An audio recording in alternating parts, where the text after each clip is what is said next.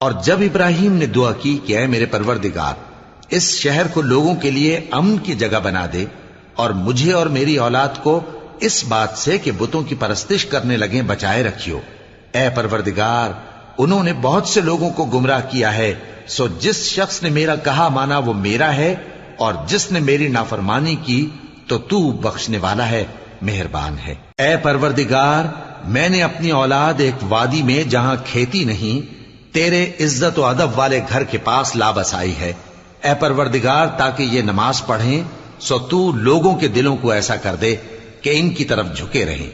اور ان کو میووں سے روزی دیتے رہنا تاکہ تیرا شکر کریں۔ اے پروردگار جو بات ہم چھپاتے اور جو ظاہر کرتے ہیں تو سب جانتا ہے، اور اللہ سے کوئی چیز مخفی نہیں، نہ زمین میں نہ آسمان میں۔ اللہ کا شکر ہے جس نے مجھ کو بڑی عمر میں اسماعیل اور اسحاق بخشے۔